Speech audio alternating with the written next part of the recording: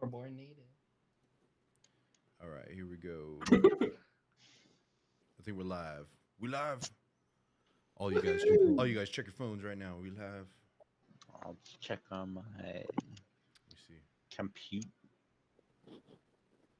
I don't see nothing. Not You the- lying to me? Oh. He's live. He's Oh, live. We live. We all here. Welcome everybody. Welcome to another Shanclen Shadow Productions live stream. Yeah, in that way. Got my brothers here back home in the Navajo Nation. In that way, yeah. Long time friends here. Yeah. Welcome everyone to the stream. Let me know how everything sounds. So, what up, everybody? We're gonna wait some time, let everybody kind of come in. Come into the circle, yeah. Ahoo. So joining me tonight, you guys can probably see special guests are Clay and Fire. It's kind of I want bring them on to kind of answer a lot of questions that you guys had, to kind of get to know them before they get too busy and sell out all the stadiums in the world, and I lose contact with them. I can never get a hold of them anymore because they're too famous and everything. So now's your chance. Use it. Use it. Oh wow! So, cool beans. Alrighty then. So, first off, I'd like to say I apologize for not having an episode out this week. I kind of did I guess you could say 3. I did Ghost Adventures, I did a live stream, and then I did a music video. So, hopefully tomorrow, well, depends. Work's gonna change for me a little bit, so that's when I can, hopefully maybe tomorrow or maybe this weekend I can have an episode for you guys.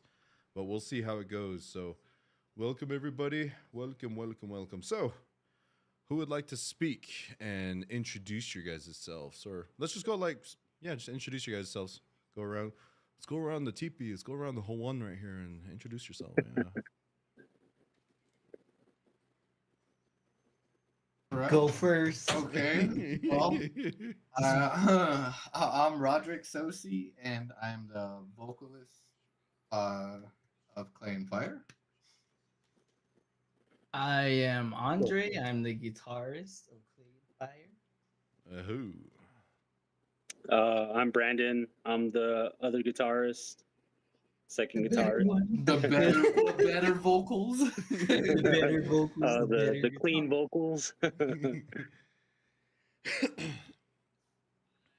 Where's Jared? I think Jared might have froze. Jared. Oh yeah.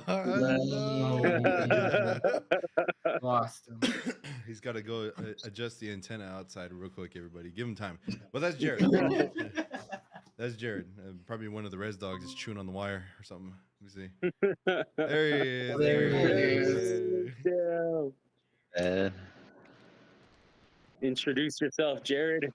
Oh shoot. I am Jared, as y'all heard. My name is Jared Lopez. I'm native Navajo. Who? Well, we're all Navajo, right? Yeah. Mm-hmm. No Apaches, no Hopis, no nothing. Just kidding. I don't think so. No mixed blood. Just kidding. I think I'm the only mixed one here. But yeah. So these guys are Clay and Fire. Everybody. I went to high school with Jared and Andre. They're one of my really good homies growing up and everything over in Winslow High School Bulldogs. I don't really rap it though, but went there and everything. But yeah. But yeah, I went to high school with these guys. We all love metal. We all hung out and everything, and pretty much the only dudes that like metal at the time. So I met Brandon and I met Roderick over through Clay and Fire, and so the first time meeting them was during the shoot and everything. So really cool guys, really awesome hearts and everything. So you guys want to go ahead and explain how Clay and Fire was founded? We'll start there first. That is Go ahead, Andre.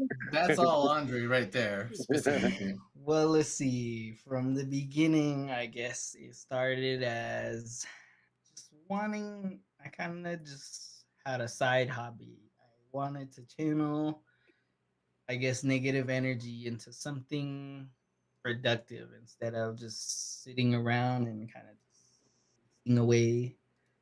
And so I started. At the beginning, it was just me, and I think Jared was the one that told me that I should start writing music, and I didn't really take him seriously, and I kind of just like wrote a couple meme songs in the I'm beginning. here. I'm here. I didn't really take things seriously, but Jared was the one that kind of saw the potential in what I guess I could do, and I started writing songs, and they sounded pretty terrible in the beginning. Like the quality was horrible, and it was really bad. And so Got to start somewhere. I yeah, and I had a lot of ideas, and I just kind of had them all mixed up, and then I started wanting to bring the quality in and really learn how to record music and instruments. And from there, I actually started working towards that. And then along the way, I met Rod, and um, we just started working on some stuff, and because he was the only one I knew how to do metal vocals at the time. I didn't know anybody else. I mean, like I I I had some songs, and I kind of thought like, oh well, whoever sings this can sing here. I met Rod. We used to work together, and then we used to work the midnights or the graveyard shift together. Hell yeah. So then he came over one day, and I showed him these songs. And I'm like, hey, you want to sing on these? And he was probably too nice to say they were bad, and so, but we recorded some stuff in the beginning, and we really worked on it. A lot of the first things aren't as the same as they are now. Like King of Colossus was completely different. Awaken and Gone was a really different song. It is not the same So song. And is that like along that path and along that journey? Like I've had a couple comments on the music video I posted of you guys, asking like how did the name Clay and Fire come about? oh yeah, the Clay and Fire was something I kind of thought about for a while. And it's kind of it's really a combination of all the my favorite things. I love Greek mythology, and I love the old Native American stories. Like my favorite Native American story is the Coyote and the Fire Stick, where he steals fire from the mountaintop and he brings it to the humans down below. And and weirdly enough, my favorite Greek mythology story is the story of Prometheus. I love it because they both coincide with each other. They're all the same things, and Just so everyone um, knows, he's talking about the Greek mythology, not the Alien movie.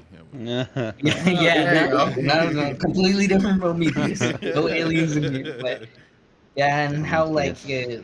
and in the Greek mythology, it goes that Prometheus created humans from clay, and he gave them fire, and I it's always that's always just been who I was. I always love stories. I love reading. I have tons of Greek mythology books, and a lot of the self-titled album is actually just based on Greek mythology. And that's pretty much what I wanted to be. I wanted this band to be more of a positive outlook on life, and just the way the stories was for that. Like, and I just love that. I just wanted this band to be built upon something in a positive way, as creating instead of you know destruction, or you know how most metal bands have like some pretty graphic words and whatever. Mhm. I kind of never wanted it to be like that. That's how the name came about. So if I ever make a band, it's gonna be like System of a Down.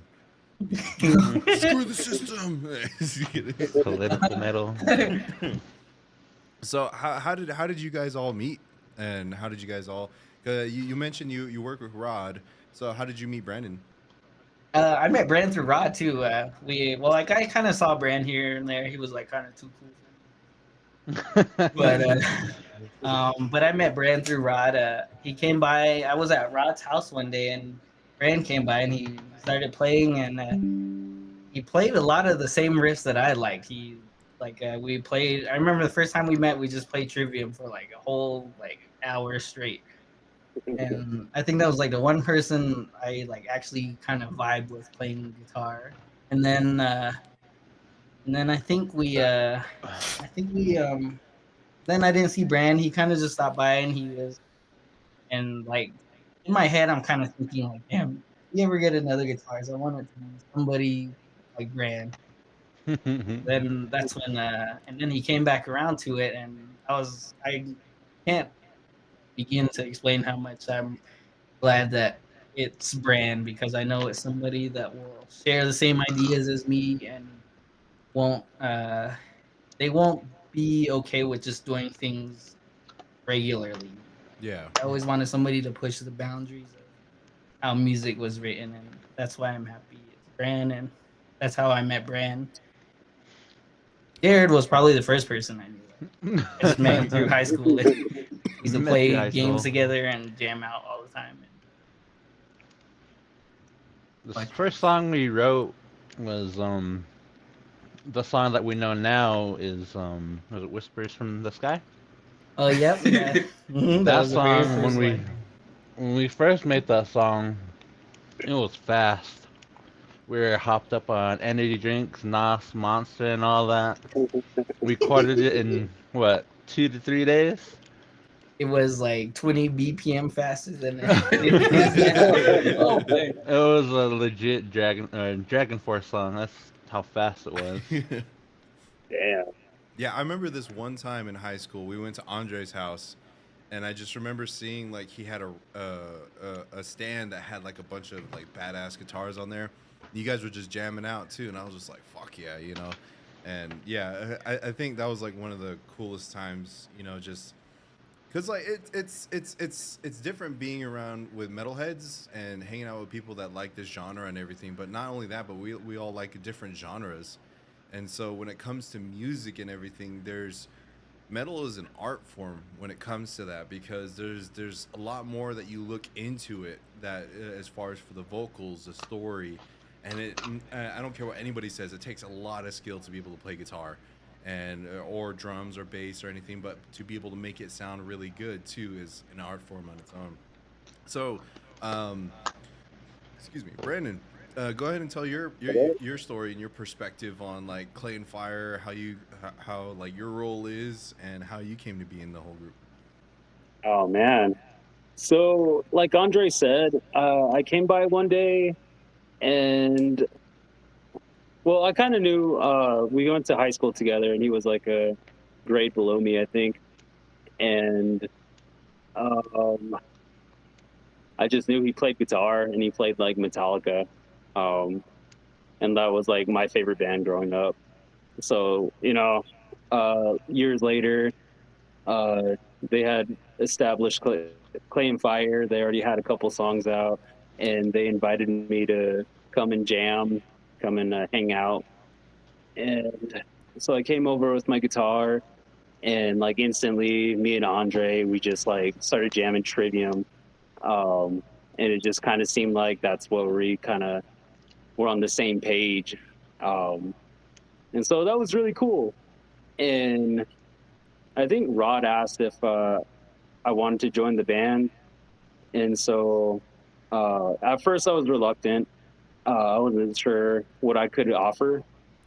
Um, like I play guitar, and I said like, yeah, I got riffs.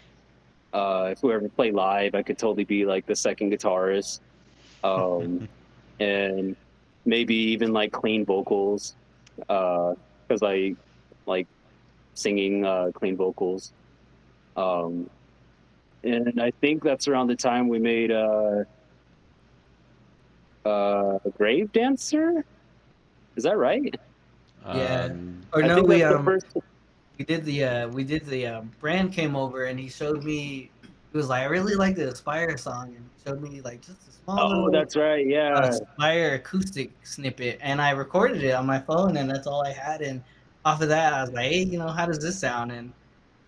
And we really liked it and then Brand came back again and we recorded it like actually recorded it and it Yeah. was like I don't know. I like I knew Brand could play, but I didn't know he could sing. So when he came by, I was kind of just blown away and like, you've been hiding this. It's all sign him up, sign Yeah. 'em up. Hell yeah. So So yeah, we made a Aspire acoustic, and that one came out pretty nicely. We were all happy with it, and from then on, I think we made Grave Dancer, and um, yeah, I just sing the choruses, clean vocals, and offer some guitar ideas. hell yeah. So Rod, what was your thoughts when Clay and Fire was like first started and all that? When it first started and all of that, joining Hey, in. we can be honest here. Okay, we can be honest. We're all cool friends. I'm just kidding. Yeah. I went through a lot of trial and error with myself, and part of that led me to being the man I am right now. So, first coming in, I was a bit of a hothead. I was a bit of like a egotistical guy. I thought I was the best vocalist. I knew how to do everything, but I struggled with alcoholism, and it sucked. It really did suck. Mm. Like that for years. Ew. And so in the beginning, it was more like a go-to, since I was bored with my time and just come over and just make random songs. And the songs were just about like anything, pretty much, stories to movies I saw, and I didn't think nothing much of it Mm. in the beginning, and I moved away for a bit, and then I came back, and I was still kind of the same person. Yeah. And got into some trouble. Obviously, on the interview, we all heard my time, and Builds character. huh? Builds character. Yeah, dude. Oh man, through life you grow, and it's a weird thing to grow. Mm. But coming back, and Clay and Fire was like cool. I heard like all these the new songs, and I was really inspired by how good of Andre is. All around solid good person. I was like, man, I want to do something different. I want to change a little bit, and I need to fix myself. Woohoo. And I went and saw it through traditional and ceremonies, and I started going through that. And while on my journey, I wanted to make music just only to for my kids, so they can listen to it. Yeah. Just something to go back to every now and then, just for some good inspiration, just to have it there. And nowadays, if I talk about it, it's I want to make music for not just my children, for a younger generation, such as where I came from, and let them know that, hey, I've been in your shoes, I've been there, and I'm not going to tell you it's not a flip a page and you're a whole different person kind of a thing. Mm. It's more like you're going to grow and you're going to become something. And I'm going to grow with my music the way I am. And I love that about these songs. Man, I can spill my heart into it, and I can choose whatever I get to pick and write about. Oh. And that's an amazing thing. It's a real gift that Play and Fire has offered. See, that's something I really love, is because I may not like make music or anything, but I make videos and everything too. And it's in a form of storytelling, and I think our people are really good at that because we grew up with it. Our parents, grandparents, we grew up with those stories of our people and everything. So we're all finding creative ways to be able to tell our own stories, to tell our own journey in our lives because I don't I never you guys ever hear that thing growing up like, oh, you're just a kid, you don't know nothing. It's just like, yeah, kids know something, you know, like we all go through something different. It's always really good to hear perspectives from any age because you see life differently.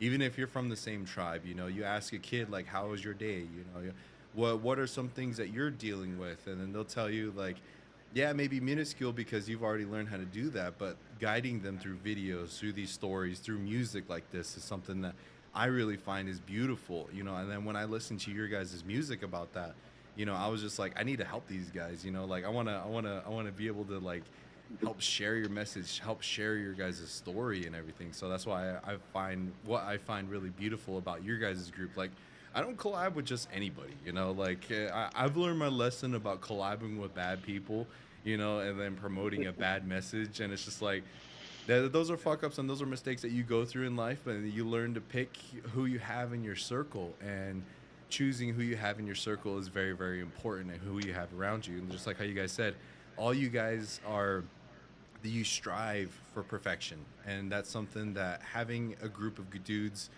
who want the same goal and want the same quality as in the goal and the journey that's going to get there.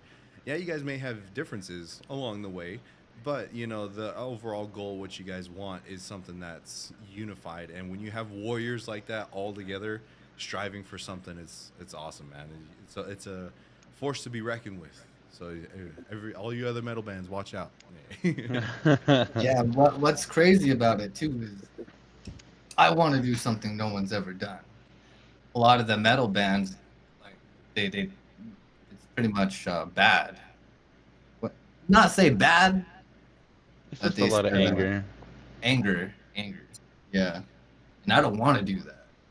You know, if you really look at my lyrics, well, the lyrics, it's insane. I would I would like to talk about my point of view on feeling the freedom away from alcohol. Do it. There's real beauty in just taking the time and enjoy time. Hmm. Sit there, and it's really nice. I like that so much. Who? So I got a quick question here, real quick. How much are your guys' CDs going for? Oh, CDs? Nah, that's one we thing we're trying to. That's we one thing only we're do trying to figure cassettes out. right now. He. Yeah, Cassettes, like dude. this is one thing I was trying to work on. It's everything's digital right now, but I realized that some people like I'm a vinyl person myself. I have tons of vinyls, and I love CDs, and so I am working on getting CDs out. And when I do, I'm not gonna, you know, I would rather it be. I don't care if I go even or how expensive it is. I really don't care. But I would hand them out free, and because I think that's just my family always believes in karma. So you know, if you really wanted to buy it, I would probably just ask to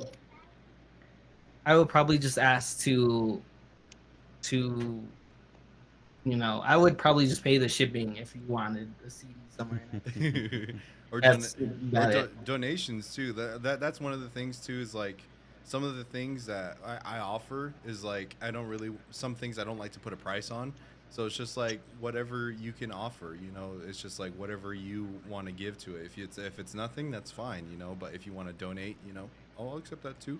You know, because you guys all have families and everything out there. So you know, and then plus traveling in the future, you know, and then plus more production and more music, more equipment and everything. Because somebody commented they like your setup you have in the back right there. So all that right there, oh yeah, a lot of ponies right there to get that stuff. Uh, uh, Sweet. So Jared, did I ask What's you? up? Did I ask you like how everything started out with? Oh no, Go not yet. for I it. think everybody touched base on that. Everyone, Okay, everyone wants to hear your story. my story? Shoot, it's not that much. I met Andre in high school. I really didn't know him until I don't know who introduced. No, I think it was somebody that his name was Lyman that introduced me to Andre. We were in high school. We started talking to each other, started hanging out and whatnot. They ended up just like meeting up at Andre's house, playing games, like you said. How would you say, skipping school, go back to his house and just jam out. Those Go, were fun going, times, yeah. going to Circle K. Circle K, getting those hot fries or Hell fucking yeah. energy drinks, yeah. It was good times. I remember one But time, yeah, well, a couple times I played with you guys on Black Ops, man. You guys would just mop the floor with me. Andre would be doing trick shots, 360 no scopes in Nuketown, bro. yeah, I remember Oh, those. Yeah. bro, I was just like, I'm trying my hardest, and this dude's just fucking around with me. So But it's yeah, Um, hell yeah. those good times, man. But those first songs that we made, production wasn't good, but the songs were great. Like I said, that first song that we made, "Whispers in the Sky," it went through so many changes and so many names that we ended up breaking down that first song and turning into like what 3 or 4 songs, because that's how many riffs were in that song. It was a lot, and it was just going by rapid. That song was like what 7 minutes long, but it was what would you say it was really fast. is that the one with the SpongeBob cover art? Work? No, that was something different. Oh, okay. I wish I still had that song, but I think we lost it. We lost it, didn't we, Andre? Yeah, We lost that original song. there's a lot I had that I lost. I have no idea where Yeah. they went. They kind of just Spirits took it so they can jam out in the That first song was pretty crazy. It was I don't know what we did, but we stayed up like what 2 nights in a row. Then we slept and we finished it the third day. still didn't come out right. through through the fires and flames type of music. Hell yeah. Yeah. Then afterwards, going forward, I guess we started building up. I went to work. I sent money back for Andre to get some stuff. I brought like a few things back, like a wah pedal and all that. Then I don't know, Andre, he introduced me to Rod around 2015, 2016, Mhm. and said that he's gonna be singing on our song. So I was like, that's cool. We got a vocalist. Then afterwards, stuff going on, and right now we're still looking for a drummer. Anybody out there? We still got an open spot. Then I recently met Brandon. They told me about him. I was like, "Oh, we got another guitarist. That's great." I didn't even know he was a vocalist until I heard him sing on that song. I'm like, "Oh my god, this guy can sing." But yeah, it's been a slow burn process. We've been in the making since 2013. Oh, So yeah. it's But been these guys are great, man. They all have really positive personalities. They're really, how would you say? They're really pushing in life. They're really great. oh. It's one of the main things, you know. Lead by example. You guys and I feel like you guys are leading by example in a really, really positive, great way. People create and do what you want in your own vision. That's a beautiful thing in that way, yeah. So expect to see at the next flea market you guys are at. I'm gonna get a free CD out there. You're gonna start burning CDs. Yeah. Just write it with Sharpie markers. Hand it out. You're gonna see like other stands like having burned CDs like Clay and Fire album. I'll just put it on a flash drive and just throw a bunch of them out there. Shoot, Hell talking yeah. about the past. Remember when you took us ghost hunting into that one abandoned house in Winslow, Nick? Oh shit! Was Remember? it the one on Elm Street?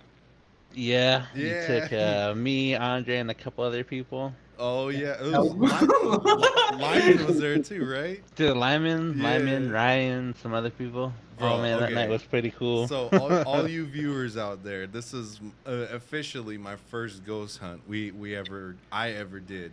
So there was this house in Winslow where we grew up in our hometown and everything. It was on Halloween night too. So we were Oh, just, yeah. So we were just like growing up in a small town, you have to make your own fun a lot of times. Like they had some haunted houses, but they were kind of cheap. Like they do what they can with the budget they have. So we're just like, let's go do something really scary. So I hit up these guys and I was just like, hey, let's. I heard there's this abandoned house in town that's like really fucking haunted and everything. So we fucking. I had a Dodge Dart. This was my first car. So everyone who knows, a Dodge Dart is a very kind of compact car. So I drove all the way to Delcon to pick up Lyman and I think Andre too, and Lyman and Jared and I are really, really tall guys. We're like We're all, like over 6 foot. yeah, we're all over 6 foot. And I remember Lyman sat in the back seat and I was driving and his knees were touching my elbow on the steering wheel. So we were just like, okay, let's we made it to Winslow and everything. So from there we went and we went to this house and we kind of parked like 2 blocks away. And so we're just like, there was a way to get into the house through the back. And so we, yes, we trespassed and everything. Yeah, we but, trespassed, but it was an abandoned It house. was abandoned. It was like no one lives there, it So, was like a condemned. yeah, so it's just like, we all snuck into the back and the door was open and everything too. So, we all made it in there. And dude, like the first place you go into was through the basement, I think. Or no, you get to the first floor and it had a basement. I think we went in through the back door. We explored the living room, and after the living room, we all went upstairs to check that. After we went upstairs, I mean those fucking those floors, the stairs are all creaky, Yeah. After that, then I don't know who found the basement. It was in the kitchen, but someone was like, "Hey, there's a basement over here." It's like, really? But there's like a group of kids. I don't know how many people there. Like 10 people that went with us. Like yeah, around that, because I know my older brother went too. Your elder brother, then like our friends, Andre, Lyman, Ryan, and his lady, and some other people that went too. Yeah. But we all got together in the kitchen. Then these guys were too scared to go down there. But me, I volunteered to go down there first to see what was down. And we went down there. We all fucking gathered down in the basement. And there was no power in this house either, so No. it was all dark and scary, cobwebs and everything too. So we just sat there in the dark and we're just like trying to copy Ghost Adventures, like, is there any spirits here and everything. So yeah, we went upstairs too, and the rails. Go for it. No. Yeah. During that time, I don't know if you remember, Nick, but we were taking pictures down there. I had those really cool phones. You could take pictures and whatnot in the dark. I guess like one of those first, like take a picture in the dark kind of thing. Yeah. But afterwards, we're all down there doing that. What you call it? Like, I guess I don't know if you guys were doing some. I don't know what we were doing down there, but we're asking questions, and all of a sudden, we all heard, like those footsteps. Yeah. Above us, like really loud footsteps walking, and we thought it was the cops. Bro, we thought we got caught. Yeah, it was. We heard that, and I just remember we were like, just don't. Everybody breathe. got all quiet. We're just like, don't breathe, don't fucking move, don't do nothing. But I volunteered to go upstairs to see what it was, because I don't want these guys in trouble. I would have been like, yeah, it was me. I'm looking around, but when I went up there, I had my phone. I turned on the flashlight. I walked out of the kitchen to see if anyone was there. I mean, I could still hear those footsteps coming because I thought somebody was walking towards me. Mm-hmm. I turned that corner towards that hall, and then right as I turned that corner, those footsteps stopped. And I was like, what the heck? I mean, I got chills. I was like, what the hell? Something like that I never experienced, because you could hear these footsteps coming towards you. Mm-hmm. And as soon as you turn that corner, they stopped. Yeah. After that, I got those chills. I just came back and I'm like, there's nobody here. And then I remember when you said that, because my heart dropped. I was just like, first of all, I was relieved it wasn't the cops. Second of all, I was just like, what made it even more scary was it wasn't even nobody. Like, there's nobody up there and everything. So we're just like, oh jeez, I just remember the feeling of relief yet still fear at the same time. It's like, okay, my fear was directed towards something else, Yeah, but I remember we took some pictures too, and then like then we caught like a face A face, on the yeah. stairwell and everything. So, yeah, I don't have that picture anymore though. But No, yeah, that was a somebody long time ago. yeah somebody asked if we recorded that or anything, and it's just like no, this is like we were still in high school, so this is like way before like I started ghost hunting or really anything. Like I said, this is probably the first paranormal investigation I ever did, and we were just bored on Halloween night. But fuck yeah, dude, it was. I don't know. That was a lot of fun. It was just like, you know, just doing a small town shenanigans kind of thing. you Yeah. Well, cool. Hell yeah. Let me see. see what Cat put in the chat, Dre? Yeah. Bring some cedar. Hell yeah. Let me see. Try to read through the comments real quick. Oh, thank you so much for the donation. Peace and Oh. blessings from Cali. Just discovered you guys. Makes my heart warm to see fellow warriors in the modern age. Thank you for sharing your culture and setting a good example for the youth. Oh, oh, Oh, in that way. Let's see. Kelly, she says, "Hey y'all, my husband is a stage 2 cancer colon, or stage 2 colon cancer patient. The day y'all's video came out on video, he was told that he was very sick. He was a very sick man and has to start going in for radiation treatments and chemo. Oh, well, Kelly, Prayers I offer to you you. my prayers for you and your husband for the battle that's going to come. But I pray that he has the strength to get through it so he can continue with his life with you and all the memories that you guys have. And hopefully he can see some more content. And hopefully the music and stories that we share will bring him strength and medicine in the future. Oh, so everybody in the chat, if you guys can, offer prayers for Kelly's husband. Oh. Well, awesome. Somebody commented, "Those poor ghosts, dude. Somebody broke into my basement. Go check it." You go check. Yeah, we probably like big old huge native dudes just fucking just walked in their house and everything. But hell yeah! But what's your guys' plans, future plans for Clay and Fire and everything? Still put out music. Go about this. How do you want to go about this? Let's see. Well, I don't know. I'm always open to trying new things. I like that the one thing I do with this is I try not to limit our ideas in any way. Like even when I'm working with these guys, I always tell them, at least try it. Let's at least try it before we say we don't like it. You just never know with music. Like some things just happen randomly. Like sometimes I'll like be putting songs together and I accidentally edit one part out. I'm like, oh, that actually sounded pretty cool, and I leave it in there. So I will obviously continue to be making more music, but I think after the next thing would probably just to be, I would really love to start playing live shows. I know it's something that Definitely. has been requested a lot, and A lot.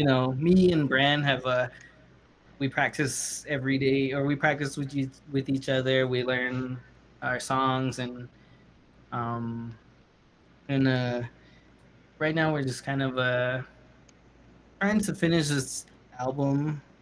We have all the songs, we just have to finish it, and then we are hoping to start preparing for live shows so we can start going everywhere, because we've been just getting bombarded with invites to play here or asking us to play like in different states, and Yeah. so We got it's asked. No, we got asked to play in New York. Oh I fuck. forgot to so, tell you that, but yeah, I'm like, damn, we got fans out there. Just be like, as long as you pay for the plane ticket, I'll be there. I know. I seen on one of our YouTube videos that we have fans in India, and that blew my mind. Yeah, everybody in the chat, comment where you're from and everything, where you're watching from. You guys are having people from all over the world. That's the one thing that boggles my mind, is just like, when you grow up like kind of on the res, you're kind of very secluded with everything, especially with us too.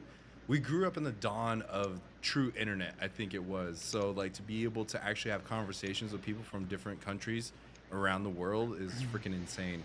So if you guys can comment where you're watching from, let everybody know. If you guys have questions too, go ahead and put it in the chat too. We got another question. When's the next music video coming out? Filming the first one was super fun. Who? It was fun. That was like last minute. I know.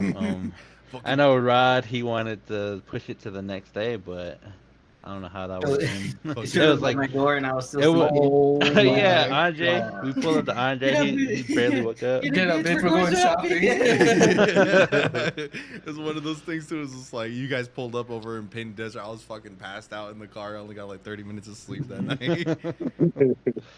Man, that was rough on my allergies. Really bad. I was Dude, not having it. I took like 3 afterwards, calories. afterwards, bro, I didn't know, but I was like the next day I sent Jared a picture. I was sunburnt like a Oh motherfucker. yeah, he's fucking sunburnt. It was crazy too. Like my eyes were like had so much like sand and dust inside of it too, like from all that filming and all the wind and dust blowing and all that. As for everyone out there, I'm gonna be posting a video of some of the clips of behind the scenes and how the whole process of editing the video and all that went through.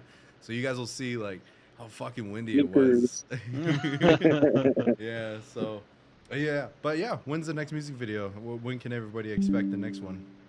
Oh. Well, that depends on when you are free, my good sir. And Scoring I up. believe we all are in a yeah, and we're all in a vote on for Hellbent to be the next one. Yeah. And that one should be amazing Yeah. because these guys asked me to cuss on a song. I'm not really into the whole cussing too, but I did it. And I actually felt pure anger on that. There's times where I felt really angry, but Hell yeah. I try not to get into that state. But anyways, I'm excited to see where it goes, just because of how well that one did too, as well.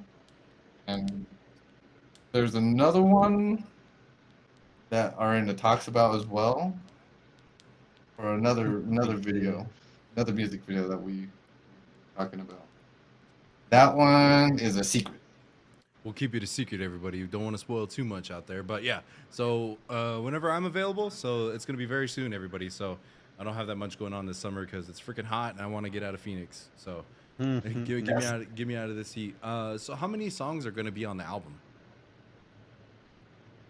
We talked about having 12, but that's including we have the Aspire acoustic, and then we have we're gonna have another acoustic song on there, and then so it'll be 10 actual songs. So there might be more, but we'll see. I am a very no filler song person. I hate albums that kind of have all the good songs at the beginning and the rest of the album nobody really cares about. I'm very against that, so I like to take time. There's not one song I put out that I haven't put every ounce of effort into. Hell yeah. So there will be 12, but there may be more. I'm not sure, but for now, I think 12 is the number. A hoot. So everybody out there, keep an eye out for that. It's gonna be coming out very soon. What am I smoking? Smoking tobacco. The good stuff. A hoot. Getting the right mindset. That hash. Shit. Okay. Hey, y'all. That song went hard. I shared it with some friends over in Europe. So I name dropped y'all. Nice. So fingers crossed. So hopefully y'all can grow around the world and spread the native words. Who? So, Oh yeah, appreciate it. Thank Yeah, thank you. Yeah. I saw somebody said they like my bag back here. Yeah, I think he stepped away real quick, but yeah, that was like the whole thing when we were talking about like the CDs, how you won't charge, but it was just like just donate because yeah, equipment costs a lot of ponies and everything. I'm a gear nerd. I messing and tinkering with everything. Hell yeah! So we got people from Salem, Oregon, Watonga, Oklahoma, I probably said that wrong. Texas, Washington, Wisconsin, Alberta, Canada, Michigan, Oklahoma, Arizona, Washington. So Wow, yeah, so that's crazy. yeah, got people all over the place. Let me see. Okay, sorry everybody, my whole comment section just re-uploaded. I got to go back to where I was. Uh, hey, got someone from Japan too. Wow. Yeah. Wow. Hell yeah. So, what's your favorite part about recording together? Ooh, I love this one. Can I go? Go Ooh. ahead. Yeah, I go I, ahead. I absolutely love it because um Andre's got a specific ear and it's amazing. And that's where by ear meaning like everything bugs him. And by that's a good thing to have because he'll nitpick out the parts he doesn't like and he'll pick out all the flaws and it takes time and it's cool. I love that and it makes the outcome of the whole of every song just really cool. And with Bran, um, dude, the guy can play, and the passion in there, the way he plays it. We all can play guitar, but there's a specific passion that you can sense it. There's an energy that you feel it when Yeah. it's recorded. And for vocals, I don't know. I have headphones on, and I'm pretty sure I'm annoying. I'm pretty sure that that part's in there. But the bad thing about it recording is it's we always come up with a bunch of cool ideas and it's like it never stops. That's the cool thing the process that I like about recording. Yeah, there's like all these ideas flowing, and we always try all kinds of different things. And that's the part that I like too, actually, is that like there's a lot that comes out of it. And we just kind of like pick and choose what we think sounds better, what like different styles we should do. Um, and yeah, and talking about like tones and whatnot. I think me and Andre, we usually go back and forth about like what tone we would like to use. And geez, I think we re-recorded a song like 4 or 5 different times with different guitar tones. Maybe even more than that. Yeah. Yeah. Hell yeah. What about you, Jared? This call's about to end. Give me a moment. It does say I it's don't know about to why. end. Oh Okay. yeah. All right. So I'll send another link. Apologize everybody on the stream. We're about to lose claim fire. No! Okay. Okay. My apologies, everybody. My apologies. My apologies. Hang on. Hang on. Hang on. Hang on. Okay. So let me see. You guys will just be able to look at me for now, I think. So give me 1 second. It's the only thing that sucks about technology is like I'm not ready to spend a bunch of money where it's not needed. So typically these calls don't go as long as they should. So let me see. Give me 1 second, everybody. I apologize for this. I truly am. It's very inconvenient and kind of kills the whole entire vibe of what we're trying to go for here. We're trying to have a good time. There I am. What's up, everybody? All right, let me see real quick. Hit that. Oh, sorry, can't see that. That's my personal Facebook right there. So let me see. Cool. Sent them the new link. So here we go. Okay, we're gonna get everybody back in here. Oh no. We're Who? here. Rod went to go do whatever. I know, everybody. I cut off the stream on purpose because I just wanted the screen for myself for a little bit. Sorry, everybody. What the heck? So I just wanted some me time, you know? Ah, shoot. Okay, here we go. Here we go. Everyone's coming back. Everyone's coming back. Hell yeah. Round two. Round two. Okay, we got another 50 minutes. Just kidding. So everybody that's just joining in, welcome to a live stream with Shanclen. I got special guest with Clay and Fire here. My bros growing up in high school, and now new longtime friends now. So we got a lot of amazing stuff coming up. I kind of wanted to do a little Q&A with everybody here. Any of you guys questions that you guys have, feel free to ask in the chat. You guys want to know a little bit more about Clay and Fire? Now is your chance before they start going overseas. Hey. Hey.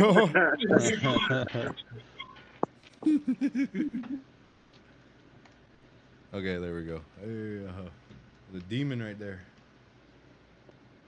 Okay, we're all back. Right, is that good? Yeah, we're good. I think we're good. Cool. Apologies. Yeah, I forgot I did that last one because just I don't want to explain. It's a mess on this side, but it's good. So somebody asked if you guys are ready. What's the recording process like, and what does it consist of? Like, how do you guys like? Because I know you guys all live in different places. So like, how do you guys like talk about that process and how you guys come together for everything? We meet together once a month. I mean, sorry, not once a week. Once a week. My bad. Every once full a week. moon, you guys. Every full moon. Once My every bad. full My bad. moon. Come together once a week. Yeah. Oh, asking about the recording process. We come together once a week, and usually there's. Oh, you got this, the guitar part. Oh yeah. Sorry, my bad. Well, recording process is pretty cool. It's my favorite part. But usually the way I like to do it is I like to just first off kind of just jam in the room and just see what the idea is first, and how usually there's no real way to explain it. The only way I can explain it is usually when I hear something, I can somewhat picture how the end result is going to be. And when Brandon brought Hellbent, I had a million ideas going, and I wanted to do so many different things, and it was kind of just about narrowing it down and kind of focusing the song to go in a direction and have some sort of structure. So usually after that, we kind of just get the tempo down, then we will record everything, and we just basically piece everything together where everything's gonna go. And after that, we work on doing drums. We have to write all the drum parts. It's very tedious, but I think it really glues things together. And then after that, we do the bass, and we get it pretty much perfect, because I think the rhythm section of any song is the most important part. If you can't have a rhythm section, nothing works. Oh. And after that, then we do the final guitars, and we just make sure everything is played perfectly. But I don't like everything to sound robotic. So there's a soul to music, and sometimes I love it because on my favorite jazz or my favorite blues album, you can hear that it's actually somebody playing. You hear the fingers scratching on strings. You hear people kind of breathing when they're playing an acoustic song. And I know and so I usually try to keep that. I make sure everything is perfect and on time, but there's some parts where there's a thing about it that makes it human that I always tend to keep in there. And so yeah, usually after that, that's kind of just the whole process. And then usually after these guys leave for the week, I kind of just sit there and I really nitpick everything. I sit and mix everything. I master everything, and I listen to every instrument separately for small little irritations that get to me. And While in the process of doing that, I take time to write. And it's not a normal writing process. I put myself in situations that are always changing environments that I give myself and take time out of my day to think about what I would like to write about.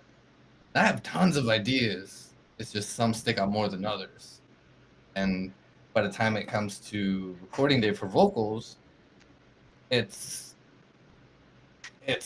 we set out a blueprint, which is just like la la la la la, figuring out where the beats and syllables should go, Mm-hmm. and then after that, it's I have to feel the song, and the like how do I feel the song is just headphones, blare music really loud, and I don't know what I sound like. I just I just literally just scream it, and that's really fun. Hell yeah. So like you've trained your voice to be able to sing in that tone, right? Like, do you have to like drink anything, like get a what do you say? Like your throat gets all Yes. like dry and everything. A whole lot of energy. Oh my secret God. is So I get asked and that. cough drops. I get asked that, and I do different styles of vocals, and I part of doing that is I mimic people. Mm. I mimic like Optimus Prime. I mimic all kinds of random crazy voices, and it's fun. It's for me. I enjoy doing that. Yeah. And then post day of recording, I take I soothe my throat with cough drops, and I drink a throat tea. And then the day of recording, it's cough drops and throat tea again.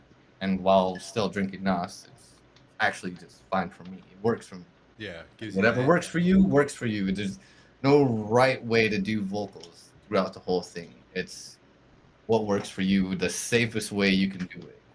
And for me, that's my go-to. Just gonna have a stash of it when you guys hit the road. Just gonna be a big old bag of cough drops right there. Yep. And everything. I'm labeling mine. Yeah, don't touch.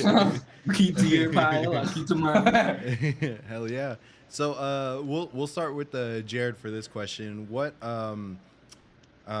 bands influenced you as far as for your style and everything that you like? Like, what bands? Mm-hmm. Shoot. We'll start off with Fallen Reverse. Then Andre got me into Trivium. I grew up listening to Sepultura. Hell yeah. You know, then you got Slipknot. Yeah, Slipknot, Metallica. Atreyu. I loved Atreyu when I was growing up. Shoot, there's so many other bands I can name, but I can't think of them right now. Oh, Machine Head. I absolutely love Machine Head. Cyndi Lauper. Just kidding. Yeah. More like Celine Dion. Hell yeah. Fuck yeah. What about you, Brandon? I grew up listening to Metallica, Iron Maiden, Megadeth, just all kinds of like, I guess, old school, kind of like thrash metal, Korn. There was a phase I like Korn, Slipknot. And when I started playing guitar, it was actually mostly like Metallica riffs that I would learn. And that was like a great starting point. It was so easy, but it sounded so good to my ears. And from then on, I really got into like Trivium, As I Lay Dying, and never was much of like a solo kind of guitarist. It was more about like rhythm and trying to get that kind of like a percussive sound with your strumming and whatnot. Yeah. And that's what I really kind of went for. But yeah, as far as like guitar wise, I like to do like As I Lay Dying kind of stuff. Or yeah, As I Lay Dying, As Blood Runs Black, and like Lamb of God kind of stuff. That really intricate, kind of like fun stuff to play. Hell yeah. I've also really a big part of me was like punk music.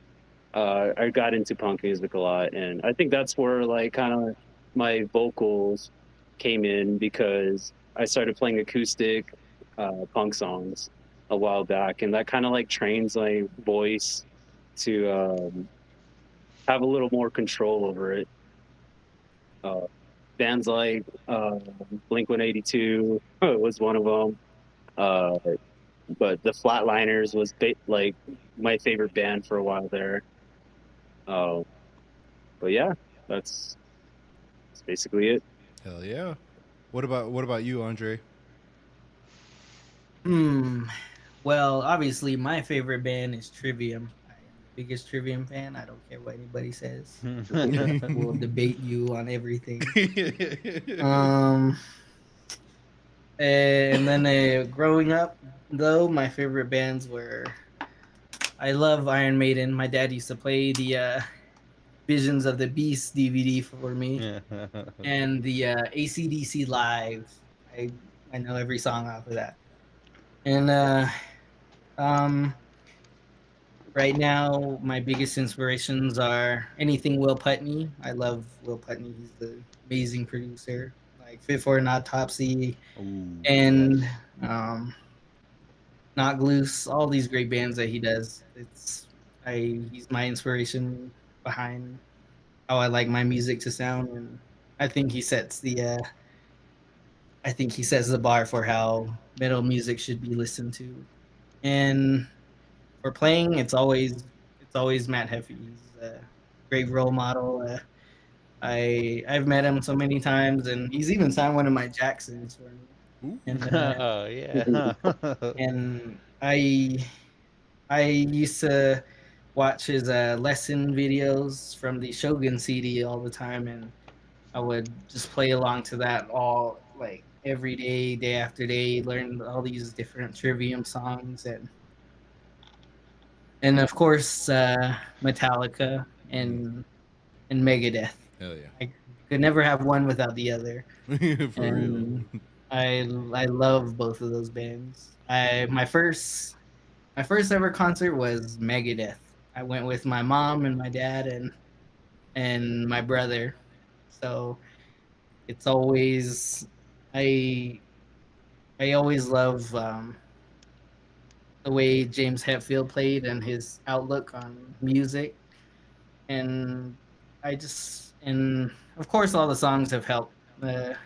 Like even from a personal standpoint, like when I had bad days, I played Fade to Black, and when I had good days, I played Battery.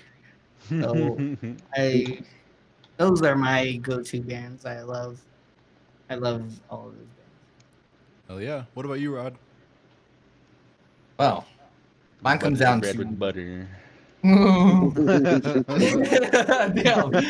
uh, My bad. Didn't mean to call you out. it's okay. It's okay. I love it. Oh, one of the main ones was Slipknot. Mm, That was introduced to me by my sister, and along with that, I just got into it, and I loved Daring Gray, which is a Japanese band, and then all-time favorite is The Devil Wears Prada. The reason for that is I love the passion and the energy that they show. You can just feel it and sense it, and I love the way Mike from The Devil Wears Prada has his writing. Writes some really cool stuff. It's for me, he's my biggest influence.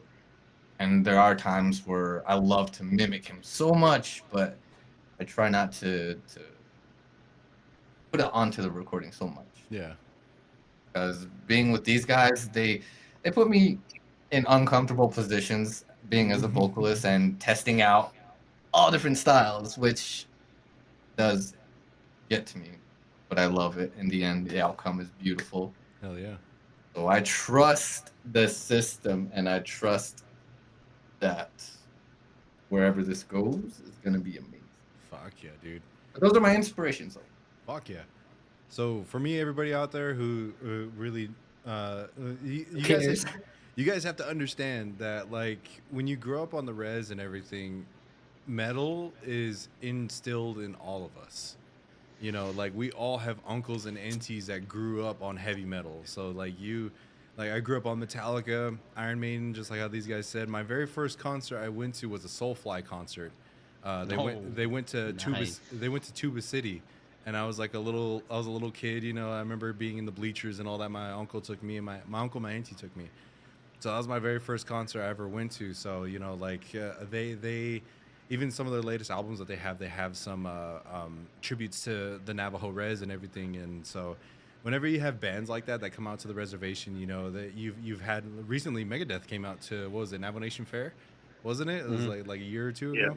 So you know, whenever like these big name bands come out to the res, you know, these guys just our people love it, you know, because they actually take the time to, you know, go out of their way to go to a location that doesn't have like the huge audience that, you know, like stadiums in the side of the city and everything.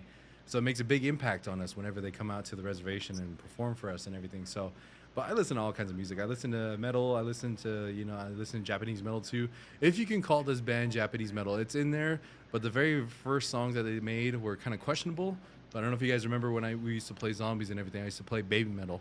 So Baby metal. I love baby metal. Whoa. yeah. Baby metal's the best. Yeah, so like when they first came out and everything too. So like, you know, I listened to all sorts of different cultures. You know, Mongolian music. I started listening to the Who. I really like pretty how bad. yeah. So like I really like how, you know, they did a cover song, one of Metallica songs, but in their language and everything too. So, you know, with that throat singing and all that stuff that's in there too, it's like, dang, it's so crazy. So, but fuck yeah, you know, like we're all, you know, from born and raised. You know, we have our uncles and fathers and grandfathers that all jam out. And I was surprised nobody said State Line or anything. Yeah, it's good.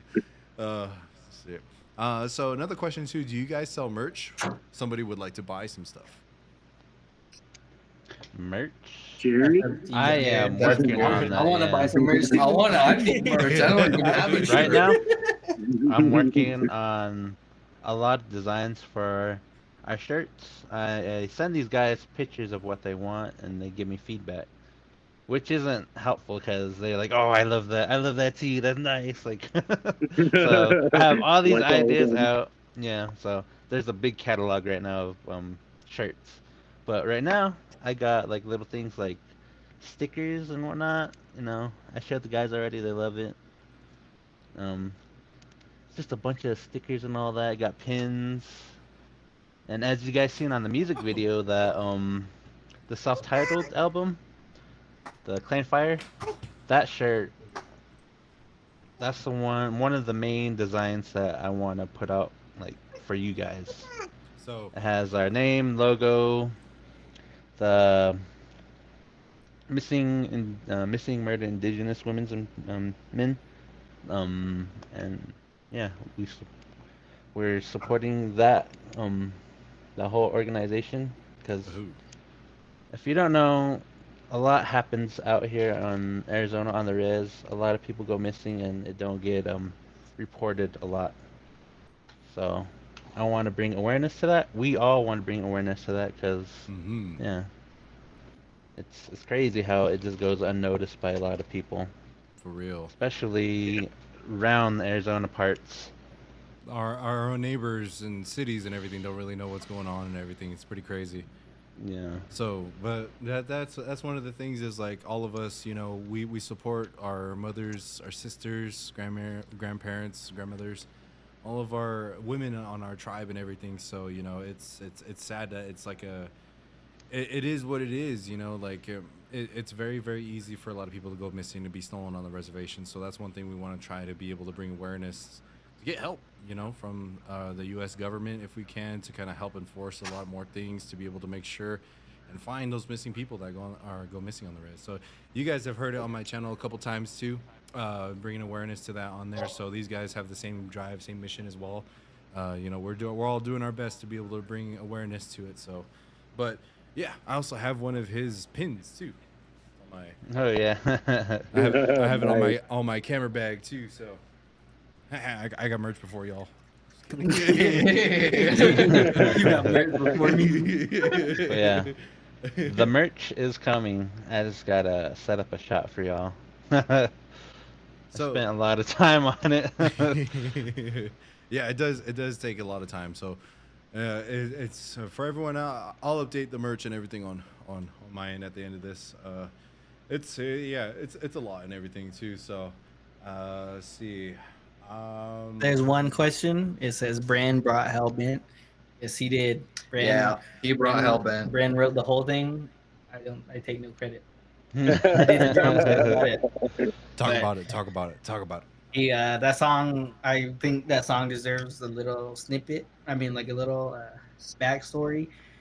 That song took forever to just get because we all knew the potential behind the song, and like at first, the first time I heard it, I already knew it was instantly gonna be a good song.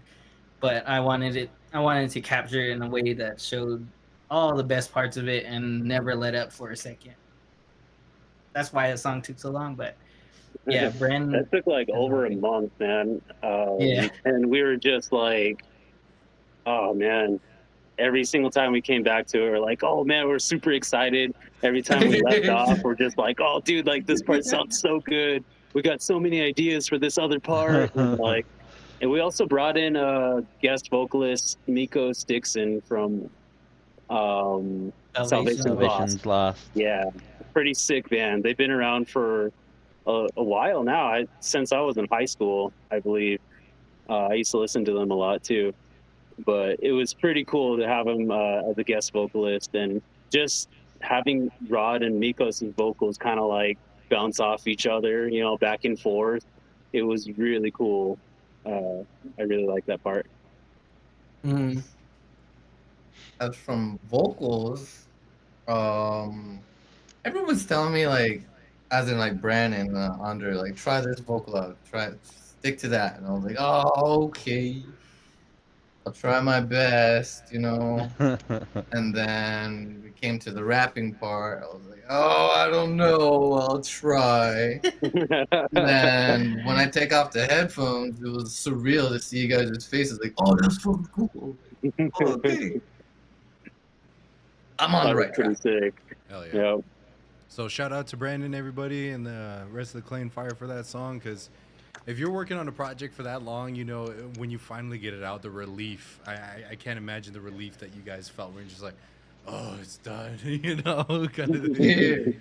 So somebody asked what res we're from, repping Navajo Nation all the way over here. So sorry for our neighbors, Hopis and Apaches, but Navajo Nation's in the house right now. I'll get Hopis and Apaches in a different, I'll get you guys in a different podcast, trust me. You know, you guys have some really great stories, and I'm sure you guys have your own metal bands out there too, so I want to check those guys out too. So we'll see how it goes. Nice. Yeah. Let's see.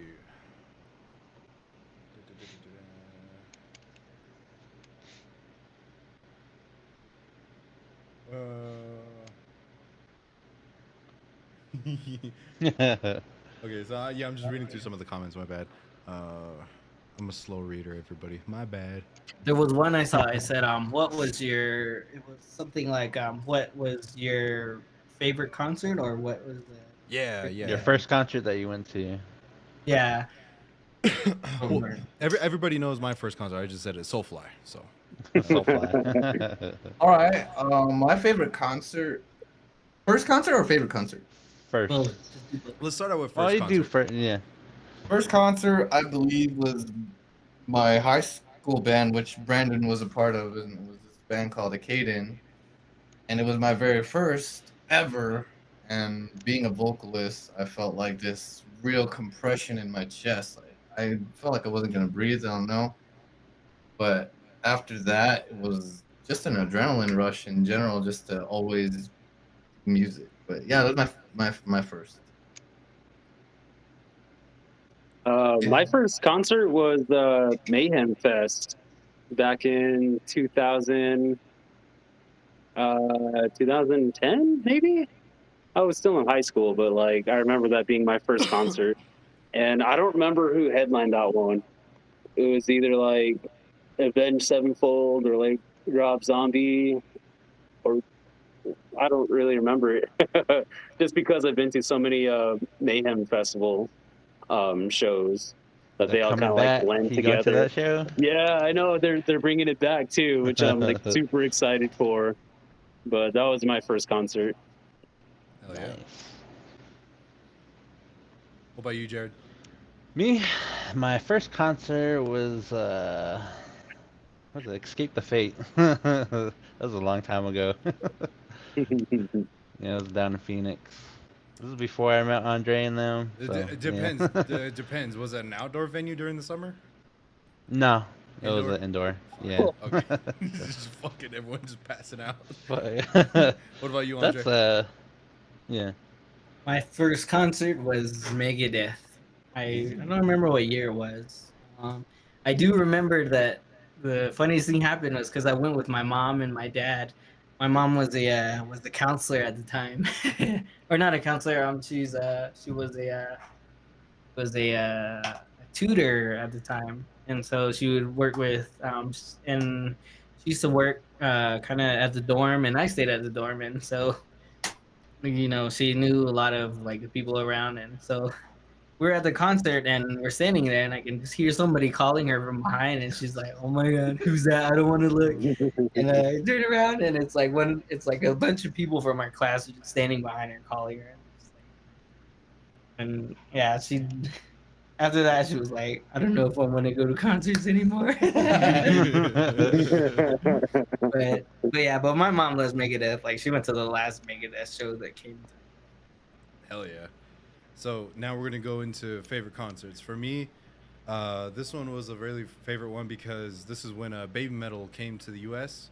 and so I think they were opening for Korn and Stone Sour. So everybody out there, I'm gonna get a fucking lot of hate for this, but when it comes to music and everything, I have a really bad habit of not learning the names of the band members. I just know the band. So when Baby Metal opened up, well, we were in Albuquerque, New Mexico. I went with my uncle, and it was a lot of fun. I think we were at the Isleta, and we were outside and everything jamming out. And so they finished up their act. Then right after Stone Sour came on, my dumbass, when they were playing, I was just like, "Oh shit, I've never heard of these guys." I was like, "Oh damn, these guys sound good," you know. It's like, "Oh, this guy sounds like a lot like Slipknot," you know. So I was like, we're just like jamming out, like, "Hell yeah, this guy sounds great," and everything. Everyone in the crowd was like cheering. It was just like, "Damn, this guy's got a huge following. We got to look up these guys and everything." Fucking my dumbass. I texted my brother. He's just like, "Yeah, this great concert and everything." Afterwards, we're just like, "Yeah, this guy from Stone Sour sounds like a lot like Slipknot." He's like, "You dumbass, that is a singer from Slipknot." So then, like right after too, Korn was headlining that concert too. So Corey Taylor came out too and sang with Korn. It was one of their birthdays too. So hell yeah, it was a fucking rad time. So you guys go ahead and tell your favorite concerts and everything. My favorite concert probably be any Metallica ones. The last Metallica I went to was not this one, but last one with Gojira and Avenged Sevenfold. That was amazing. Then this time around we went with I went with to the one with Pantera and who was the other one? Mammoth. Very Yeah, good. Mammoth and But Pantera. oh man, fucking seeing Pantera, that was fucking awesome. Bro, I never thought I'd be able to see them live, but Did you get to hear the Walk opportunity live? popped up. Like, yeah, man. That whole place was fucking singing that song. Hell It's yeah. crazy. I enjoyed like half of the concert. The rest of the time, we were helping one of our friends search for his phone because he went in the pit and his phone got knocked out. And he's like, "Call my phone!" And I'm in the middle of the concert and I can't hear anything. I'm like, "I think it's ringing." It's gone. I remember one time you guys went to a concert, Andre. You came back, your leg was fucked up. What happened? What Oh concert yeah, was that was it was a Mayhem Fest and Mayhem, Trivium was yeah. playing, and the Circle Pit started, and oh no, it wasn't it was Upon a Burning Body. Me and Okay, Jared were yeah. there, and we were at the Upon a Burning Body concert, and we're losing our minds. And I go into the pit, and it's like, cause like it's Mayhem Fest, and it's out in the parking lot, and That was a fucking and I'm hot going, ass and you know how asphalt. they have those little weird little ramp things that for some reason go down the center of the the center of the crowd, and I tripped over that, and my knee hit the ground, and my knee was just blue, like the whole thing was blue, and it was swollen. I couldn't walk on it for like a whole week. Fuck. Yeah, I remember you came back. We were in high school, and I was like, your leg was all fucked up. I was like, damn, Andre, what the fuck happened? Yeah, that was a good concert. They had Corn. Ah, man, Corn was fucking badass that night. Fuck yeah. What about you, Brandon? Favorite concert? Damn. One that pops in mind right now is definitely a Date to Remember, and I think it was in Phoenix. They came to play a show, or maybe it was in California. Honestly, I don't remember. But what I do remember is like the mosh pits were just crazy. There was walls of death. There was crowd surfing. But not only that, people were like standing on people who were crowd surfing, so they were kind of like literally crowd surfing. So I tried that too. I gave it a try, and it was like the coolest thing ever. And like it felt like one big like college party. There was just like people going crazy everywhere. There was so many people there. And the singer like got in this little like ball. It looked like a hamster ball. And he like goes and runs around on top of the crowd while he's like singing. It was just wild, dude. That definitely stands out. And I've been to a few A Date to Remember concerts, and they're pretty good. They're up there. But I think the best one, which I just remembered, talking about concerts, has got to be Asking Alexandria. I think 2014 U-Fest up in Phoenix. And that one was crazy. I think they were like on drugs still or something. Like they had to have been on like coke or something, because the guy was literally like, he was just going crazy on stage and getting everyone amped up. And he was like, I want to see sinning. I want to see blood. I want to see, like, you know, just get everyone amped up, bro. And like, he's like, split it right down the middle. And then, like, you know, he had the crowd going all the way pushed back to this side, and the other crowd pushed back to this side. And like, as soon as the music hit, it was just like a battle zone. It was so cool. But yeah, I think that's awesome. Me, for sure, that one's like my favorite concert I've been to. Hell yeah. I can just imagine Brand standing on top of that person looking down. Okay. It's crazy, man. It's a cool experience. Like, nice to meet you, man. My name is Brandon. Oh man. Speaking of crowd surfing, Jared, no. Jared, no, no. I didn't fucking do nothing. No, Jared. No, we went to a concert. I forgot what concert it was. Me and Andre and our friend Kat, and we were just jamming out to the song, and I didn't know someone was like crowd surfing behind me, headed toward my way. And when they fucking came my way, their foot hit the back of my head. I was like, what the fuck? And as soon as they got over me, I fucking yeeted them. I was able to get like a good leverage, and I fucking threw them. They fucking It's a small girl too. She was small. I remember the concert. This was when Chelsea Grin was playing for in Reverse. And this is a small girl. She's like probably like 1/16 of Jared's size. She's like skinny, and Jared like he threw her over the railing, like over the whole crowd over the railing, and straight to security. And we're just like, security just picked her. You alright? That was just a reaction, and I was like, "What the fuck? Boom! Get the fuck off of me!" You poke the bear. You poke the bear. Fuck yeah. But yeah, we're just going crazy in that moment. And it's just like, "What the fuck? Get off!" Oh, dude! Another thing about that concert I was talking about, the Asking Alexandria one. Literally, well, he was on stage and he was talking about like sinning and like. He wants to, like, we're all going to hell or something like that. And he was just kind of amping everyone up. But, like, literally when that concert ended, there was, like, the church gathered up outside the exit Oh of my the concert, god. and they were all like throwing holy water on everyone, dude. And there was like people like pretending like, oh, it stings, oh, pretending like it burns and whatnot. But it was wild, man. Yeah, What good about time. what about you, Rod? Favorite concert probably was Warped Tour. I think 2008 or 2010. Mm-hmm. Remember, I left from Page, Arizona to um, Phoenix, and I left. I think I left like at 4 in the morning or something. We got there. We picked up another friend in Winslow, and then we got to Phoenix in a little compact car, and we were all, I think, like 4 dudes in the back seat. My sister and her man at the time were driving us there, and then they just dropped us off there. And our friend that we picked up in Winslow had like a bag full of random stuff. We're like, all right, cool. And so we all just enjoyed our show. We did our own thing. And it was hot and it was cool.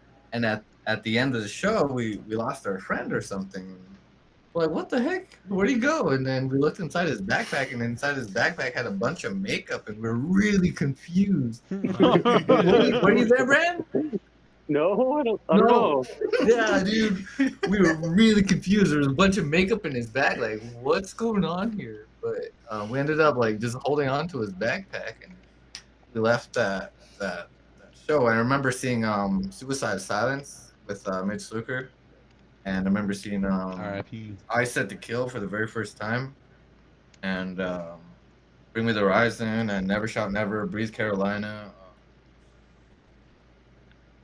Mirror, and it was just surreal. It was cool. R2, you know, my favorite song. But yeah, it was fun. I had a blast, and at least I got to see Suicide Silence all together, and enjoy that. Fuck yeah. Dre, did you give your favorite concert? Yeah, my favorite concert is hold on. Technical difficulties, everybody. My favorite concert was Ozzy Osbourne. I remember I went with my dad and my brother, and it was fun because there was a point in the show. I remember he started like throwing beer on everybody, and he brought this big hose out, and he turned it on, and he just started spraying everybody with water. And that was my favorite concert. I loved that. I don't think any concert has ever topped that one. Fuck yeah. There's one concert too that was very memorable. Was going back to Baby Metal too. This was the first time they came to America, and my uncle and I wanted to go watch them. But when Baby Metal first came to America, they weren't as big of a name to be able to headline by themselves.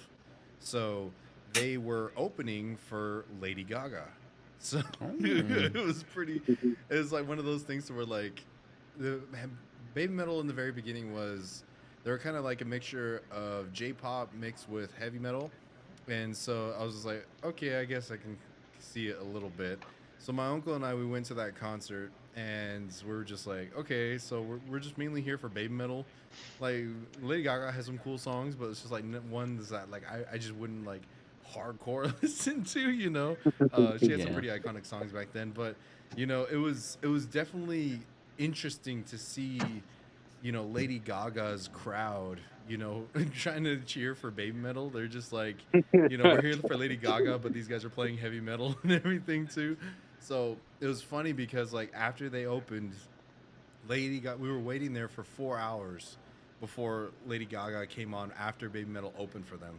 So I was like, damn, this is taking forever. So me and my uncle were just chilling there. She came out, sang her first song and everything. My uncle and I were just like, we paid for the ticket, so let's just hang out and watch some Lady Gaga and everything. So we're just, just standing on the side and everything. We're on the ground floor. We're just bobbing out. And then, like, she goes and, like, she yells at the crowd. She's just like, if you're not here to lose your fucking minds, get the hell out. And my uncle and I were just like, all right, should we go? It was funny, too, because, like, you could see the people that were there for Baby Metal because like Lady Gaga's fan base is very colorful. So, you know, they're all bright colors and everything like that. So like you see us, the metalheads come into the concert. We're the only one dudes like dressed in black. And so like you see everybody in the crowd that's dressed in black, you're just like, okay, these guys are baby metal, these guys are baby metal and everything too. But yeah, so but yeah, it was that was a crazy time. So one thing I kind of wanted to get into is like as far as for tying in your guys' group with our traditional values and everything, because one thing people have to understand is when it comes to paranormal stuff, when it comes to, you know, like on my channel we talk about supernatural things and everything like that. This stuff right here, our everyday lives, and everyone always asks like how come it's so easy for native people to talk with spirits, how come it's so easy for native people to do this and do that, you know, all this stuff that we're talking about and then our upbringing and everything has ties to our traditions in some way, shape, or form. So when it comes to that stuff, you know, like when it comes to like our traditional teachings and us carrying it on, but like in a different message, like what's your guys' thoughts on how you guys are tying in the band to our traditions and everything? Okay, so part of that is all about growth, how you go about in your life. The reason why I like I'm not really trying to push it, just because I don't really want to um offend traditional ways. I do want to bring a voice that people not people, but the younger generation, such as I have, and the reason being for grave dancer, what it is I've been a person who said, you know, I don't need tradition. I don't need to go back and do that. Turns out every now and then you do have to come back home. Mm-hmm. And that's the part, that's the main hitting thing is come to a point in life where you gotta kind of grow up, you know? And with that being said, it's a lot of traditional values teach that about growth, growing up. Mm-hmm. And I have a lot of respect for that. And I don't really want to make every single song like that just because gotta weigh out the good with the bad, you know. Yeah. That, See. that's all I'd like to tie into it lyrically, and a little bit of Navajo in it as well. Mm-hmm. Some of our natives that don't speak Navajo, which is used to be myself. We studied that ourselves here too. I asked Andre about these certain ways and words, like how to go about it, and I don't want to go in just blindfolded and say I know everything. Me myself learning too as well, and it's growing with my music, Yeah. and we could all take in a little bit more from it. I believe showing the younger generation that it's doable, Mm-hmm. and so far it is, and it's amazing. And I didn't expect Grave Dancer to be where it's at. I was just thinking, like, hey, I want to write a song like this. How I feel. I want to write about saying it's okay. I want to write to a population that's struggling too. They're not the only ones struggling. I'm not the only one struggling. Why can't I do something like that with a little bit more passion and do something no one's ever been said or done?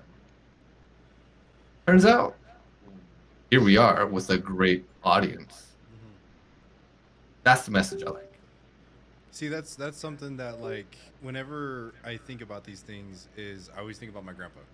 I always think about those elders that are out there that just be like, oh, you shouldn't be doing this, oh, you shouldn't be doing that, you know, kind of thing. So it's just like, but that's one of the things that is the world's changing. The world is it's in we're exposed to so many outside influences, and it sucks because the hard truth is we're a lot of our traditions, a lot of our language, a lot of our songs and ceremonies are being lost. So to be able to convey those stories, to be able to convey. Oh, we got 15 minutes before it ends again. So Google's like, all right, you're getting deep. I'm gonna cut you guys off. So I'll keep an eye on that, everybody. So but that's one of those things is like we're innovating a new way of carrying on the teachings that it connects with these younger generation today, because growing up and everything, you have people that live on the reservation, you have people that don't live on the reservation. I get a bunch of people in the comment section who have native blood, but they were never exposed to the reservation life. They were never exposed to any of that stuff. So they come to my channel, they go to other native channels as well, throughout YouTube and everything, to try to learn as much as they can. So that right there is one of the innovations that I see that you guys are doing. That's what I'm trying to do too, and other creators that are out there too, is trying to find new ways to keep the tradition going, just in a different way and in a respectful way too. And so I think that's very, very awesome and amazing that like, people will see like, oh, this is just a music video, but like, no, this is what you guys are doing is an innovation for the future generations to express themselves traditionally, as well as mixing it with the modern times as well. So to be able to have that balance, have that beauty within it, with all that stuff with it too. So when people always ask me, it's like, how come you don't just post like all paranormal videos and everything? It's just like, well, every video that I make always has a teaching within it. When it comes to all the stories that I tell, even the Ring video, your guys' music video and everything, there's always an underlying teaching that goes into the reasons why, we're one with the earth, why we're one with the spirituality and the spirit world and our ancestors as well. There's a lot more to it. It's not just specifically like, here's a ghost, this is a ghost. Like, no, it's our everyday life that we live is that right there.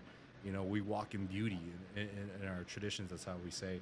So, So, you guys have anything to add to that? No, I think you touched base on all of it. Yeah.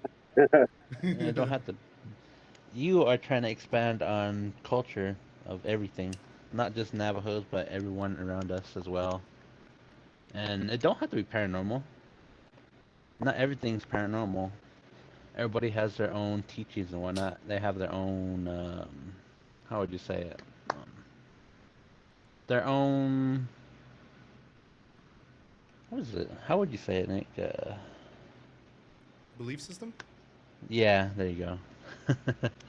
How they go about their own lives and what their traditions is, what their tradition is. It's different than everybody else's. Everybody's is different.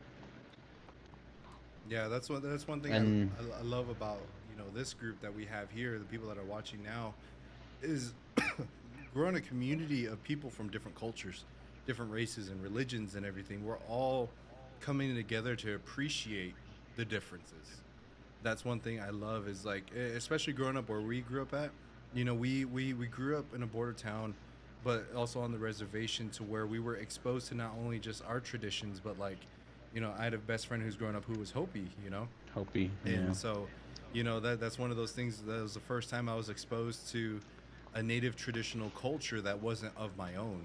So that was one of the things. It's just like we all have our taboos, but even as a little kid, I loved hearing his stories about what they can and cannot do. And just growing up in the mindset we do, it's just like you see an owl or you see coyote or we don't mess with snakes or anything like that. That's just something that you just respect and you don't really mess with.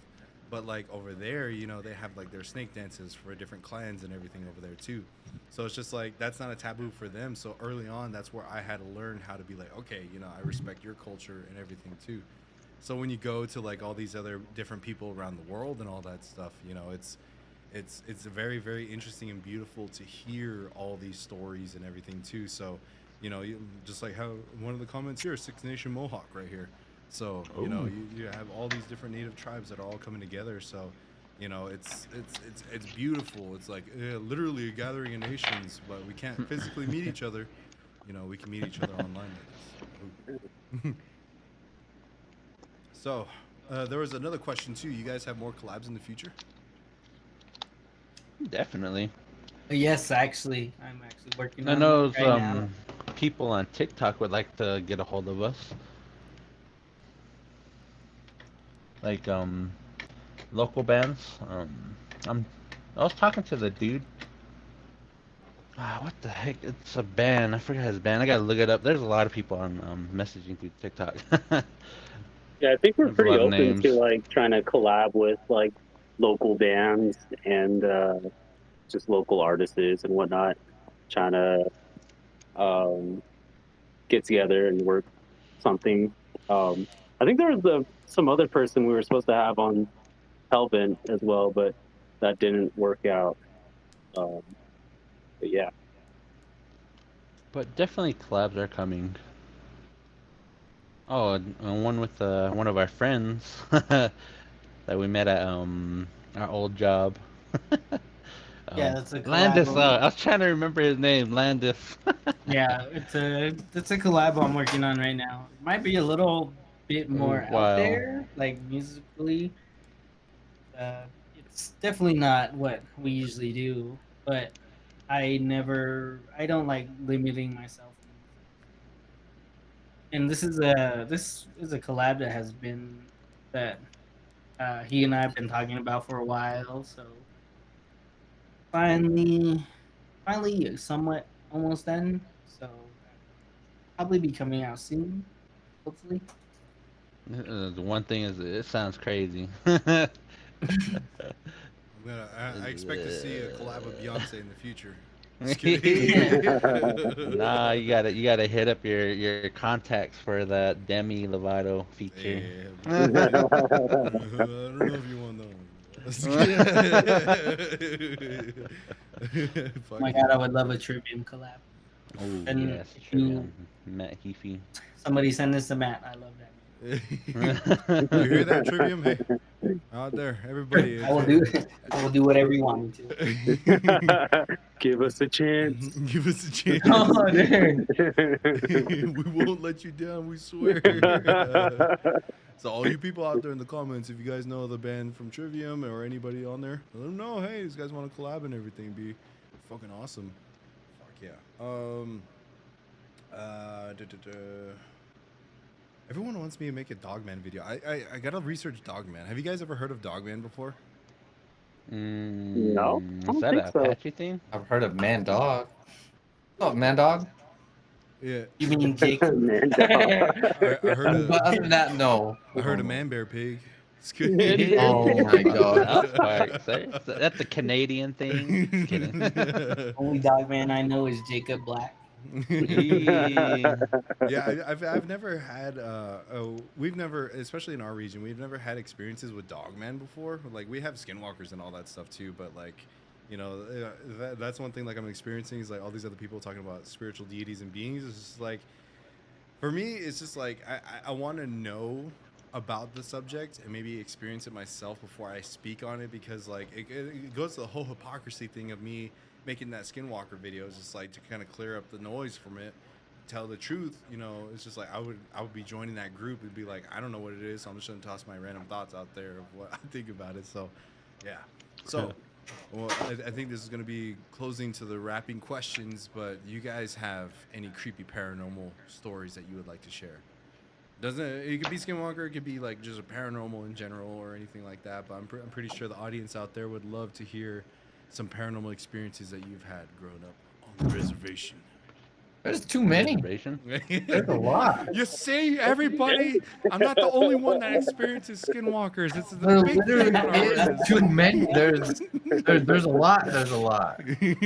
I'm not the only one. I'm not crazy. And the closest, I think the closest thing I can say about Dogman or Man Dog was they were out where I'm from. I guess they had a teepee meeting, and everyone was, after the teepee meeting, everyone was having like a good time and everything, talking, and then I guess they saw this dog outside. It was kind of weird, and they all went out to check out the dog, and the dog turned its face towards my auntie or one of them, and then it had the human face on this body of a dog, and it looked all sad, didn't say anything. It looked at him, and then it just turned its head and just kept walking. That was like during the day too, right out of a teepee meeting. Yeah. That's That's the closest thing I can think of a Dogman. Other than that, all the other paranormal stuff just happened. Aliens, where I live right now, yes. Skinwalkers, where I live right now, yes. That's about it. Yeah, actually, out at my grandparents' house, Every great it was a story on while the back. res. Every great story on the res starts with that. These are my Yes, grandparents or my grandma's exactly. parents' place. Out there, like middle of nowhere. Your closest neighbor is like a few miles away. But this is in Tisto, and out there, early in the morning, I'd say it's like 3 or 4. It was probably 4 o'clock.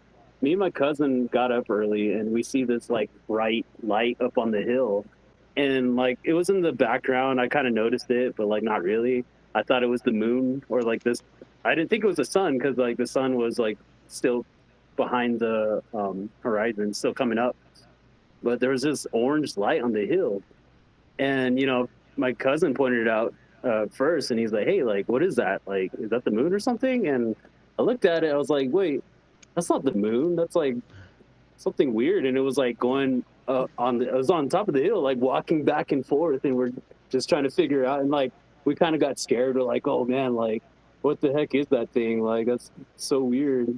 Like we almost felt like we shouldn't look at it, and like we should like close the blinds and like pretend to be asleep. It was pretty weird. But yeah. Nice.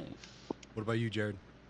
Me? There's a lot of paranormal things I have, but for now we'll do one with the Skinwalker Yanny. This was years ago when I was, I say about 11, 12. My grandma, she signed me up for church camp, a Christian church camp, and we were to go out to the New Mexico, like a little ranch out there. It's on Navajo land, but anyways, I I say about 15 kids went on a bus out there, Mm-hmm. and we all got set up in these little cabins up in this little ranch area. I say about the second night that we were there, everybody wanted to go explore in the night. So it was like around 10ish. I know it's fucking dark out there. It's during the summer, so it's hot. It's fucking pitch black out there. There's not really street lights out there. I would say it's like a ranch on the res, because the nearest city was like I say about 15 miles away. Mm-hmm. So it was really deserted out there. Anyways, the kids wanted to go explore out in the night. Everybody brought their flashlights and whatnot. The counselors, they were doing their own thing in like this big old house in the middle. How it is the cabins are like on the outskirts, then there's like a big old house in the middle, but it's pretty far away from the cabins. So everybody snuck out of their cabins and went out into this field. There's like bushes, like you know how those bushes, those pine bushes, like really big old Yeah. trees. There's a lot of them out there, so it's hard to see the kids out there. Mm-hmm. Just Yeah. go missing. But everybody went out there, and there's like this little clearing that everybody wanted to meet up at. Mm. Shoot, I went with I don't know, Truman. I don't know if you remember Truman Chi. Yeah. He was there as well, yeah. But uh, when we were walking there and we went out to the clearing, when we were walking there, these kids, they were making like a lot of ruckus, like I seen something, I see something, Mm-hmm. and they didn't have a flashlight, but one of them, I don't know who had the flashlight. It was either some kid that was with us or Truman, but they said, shine your flashlight, like over there. There's something moving over there. Mm-hmm. And when that kid shined his flashlight over there, there was like a tall person, like behind a bush. The only thing you could see was like his face right here and his legs, but a branch and the bushes were covering his torso. But when he did that, everybody froze, and all you could see was his eyes. Well, you couldn't see his eyes. There's like I want to say fur covering his eyes. Yeah. He was wearing like something over his head, and everybody froze. The kids that saw it, they froze too. Everybody got fucking quiet. And Sherman, he fucking booked it out of there. Oh no, everybody. Right when the story gets good, talk about a cliffhanger, man. Okay, all right, everybody, give me 1 second. I gotta set up another video. My bad. I apologize. Gee, right when I was getting good, you know. Fuck. It's the only thing about technology. These guys, man, they don't want the truth told. They don't want, you know, all these teachings being shared with you all, but getting real good, getting real spooky up in here. So let me see. Add these guys back in here. So talk about a cliffhanger. Okay, let me see. Everybody. Me off in the middle of my story. You ended it. I saw that timer, bro. I was just like, oh, fuck. You should have let me know. I would have stopped it. It's fucking right after the climax. Yeah, just getting to the good stuff. I know. Right. And then he Again, he came up turned you talking and he turned it Damn, man. Okay, we're back, everybody. We're back. YouTube should have put an ad right there or I something. know. Commercial break right there. All right. Damn, I was still telling. I was fucking going into detail. Then I was wondering why no one was talking. I looked, it was gone. I'm like, Oh, he's all still talking. Look up and it's just him and the Yanny there. But no. He's like, he's just like, seeing behind him. He's just like, I'm still listening. But to continue like, the story, Truman, he fucking Everyone took died, off. Well, Truman, he fucking took off. That made me want to fucking take off. So everybody, even the kids that saw it, they started running. Like, they didn't want to go our way, so they just ran around. They went towards like where the road was, and they ran on the road back to the cabins. Yeah. But the next morning, we told everybody there's this native woman there, and we just saw her what we saw, and she was like, probably Yanni. So she told us to go where we saw it. Yeah. That's Navajo, dude. It's just Yanny, dude. Just go to sleep. But no, she told us to go where we saw it, and we showed her. And when we showed her, you could see where that it was standing. Like it was like a morphed foot. It looked like a paw with a human heel. It was weird. There's a drawing that they still have, but around that area there was like this little cemetery, like a cemetery of the owners that lived there. Yeah. Yeah. So she was saying like it was probably digging up their bones or something. I was and gonna say that like. where we caught it in the middle of the act. Like, oh fuck. What the fuck these kids doing here? Yeah. But she told us just she's gonna do the ceremony for us. And yeah. I mean it was at a church camp, so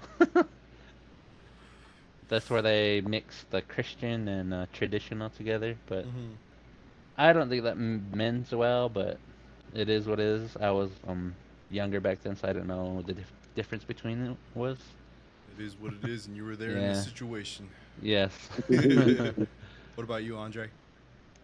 Nope. I hate to be the party pooper. I've not seen nothing. There ain't nothing here. I hate to be the party pooper. Maybe I'm just cold. What's that behind you? Don't go over there. He's got to see here. He got with me. He got with me. So, us taking Andre to that ghost hunting was the last time he ever went ghost hunting. Oh yeah. I would like to go ghost hunting, to be honest. Yeah, no, they wanted to go to the basement, and it was. That was crazy. I never thought I would hear like fucking footsteps that loud.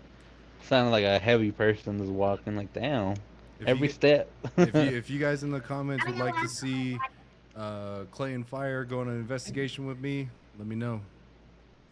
We'll go to Apache Death Cave. So that's one place. That's one place I don't want to go back to. Just kidding. Apache, dang. That one fucked up my back. I had to get a ceremony for afterwards. Damn. But yeah, hell yeah. Anybody else have any questions? Let me see. Let me read through the comments real quick. Yeah, it's a party foul. Damn. A goatman creature thing at Texas Denton. So I heard, the Goatman's Bridge. Yeah. I always wanted to go to that place. I've never been able to though. Texas is far. It's a far drive and very boring. So if I were to ever go there, I'd try to fly. But yeah. Let me see. Have heard of Goatman from the local tribes here, or the Salt River Pima tribe. Their deity over here is Goatman. So first time I heard it, I was just like, mutton. Goatman, don't fuck with Navajos. So any art or merch from the band? Yeah, we covered that earlier, so that's gonna Jared's working on that right now. So you guys stay tuned for that. Got one more question here. This will probably be the last one. Have you guys experienced any UFO activities? Yeah. Not really. No. Windsor's a small town. Maybe. What about you, Rod? Yeah. Still again, too many. I know there's a lot in Page when I used to live there. Used to be really quiet at night, and you'd see a huge triangle or something cover the sky. It just get dark. Then, like something pass, then you can see the stars again. Or if you'd stare out in towards the golf course area, it'd be like a little flash of light, really bright, kind of like someone took a flash camera to your face, but it'd just be all over the place instantaneously and then real quick. Damn. Yeah. I remember one of my first times I ever saw something like alien was I was in Winslow, and you guys remember those houses that's behind Maverick on like Caddyshack? Yeah. Over going toward the dump and everything.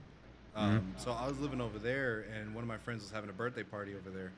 And in the middle of the night, we're all playing Nerf gun war and everything outside, and so it was dark. So while we were playing outside, all of us remember seeing like a bright green light like shine up in the sky. We all stopped and looked. It hovered above us a little bit, and then it shot toward the horizon really fucking quick. And then like it stopped at the horizon, then went up into the sky and disappeared. And all of us were like, we all had our Nerf guns. We're just like, fucking bring it. You know, we all play Halo. Just kidding now. So we all went back inside. We're just like, all right, we're gonna stay inside. The parents were like, yeah, just stay inside and everything. All of us were all freaking out and everything too. But fuck yeah. So, so you guys, music video is going to be coming in the future. If you guys haven't yet, I'll link it in the description for Clay and Fire for their channel. Where do you guys have your social medias at? Let everybody know where they can find you at. We got Instagram. We got what's the other place? We got Threads, Facebook. Facebook.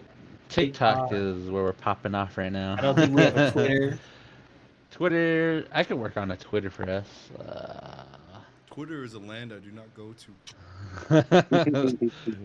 What's the other one? YouTube. Yeah, we're on Spotify. We're Facebook. on Apple Music. I think pretty much every music streaming site we're on. Yeah. So, if you guys haven't yet, go give them a follow. There's going to be a lot more cool, amazing things, a lot more music coming up. Like I said, I'm going to be making a video of the kind of more behind the scenes of the music video filming and all that stuff. So that was a lot of fun. Fucking hella windy, got sunburned. My stone on my ring fell off, and we had to look for it for a good 5-10 minutes or so. Yeah. Freaked out and everything. So it was a good adventure. It was a lot of fun filming that and everything. So then, as well as the editing process and how it went and all that. So came together really good. So we're gonna be making some more music videos here for you guys pretty soon. So that's one thing that you guys just stay tuned, everybody. You know, there's a lot more cool things. For those of you out there, for me, this is the last piece of merch that came in. Shanclen Shadow Productions t-shirt, oversized t-shirt that came in. My favorite, I think, because I'm a big dude and it's big, fits me really good. So when I get my next paycheck, I'm gonna make the merch store live because it takes. I have to have money in the account to be able to make the shirts you guys order before I get the funds back from it. So I need some startup funds for that. So you guys got to wait till next paycheck till I get that. But I'll be able to make another paranormal video here very soon. Probably after I make this video of how I made the music video with these guys. But yeah, stay tuned, everybody. Go check out Clay and Fire, and hell yeah. Oh wait, there's one. I think the one question is what is the biggest goal for your band? How can you? Yes. How can the fans help? What is the end goal? I think the end goal is to, well, for me, it's a lot bigger than just the band. I talked about Rod with this. My goal for this is to build a somewhat of a label for all of these different res bands, because I see the talent and I see the vision that a lot of these bands have, and they're just kind of held back by their access to like technology and like studio quality equipment. And so for me, the biggest thing that I want to do next is to hopefully people see what we do and how we do it, and how I guess basically how the songs come out and the music comes out. And the next thing for me is I want to provide a service to those bands to at least come in, and I want to work with them and get them to the point where they will hear them. Other people will hear them where they haven't been heard before, because I think a lot of them need a lot of that recognition. Yeah. So that for me is the biggest goal. Clay and Fire Studios. Clay and Fire.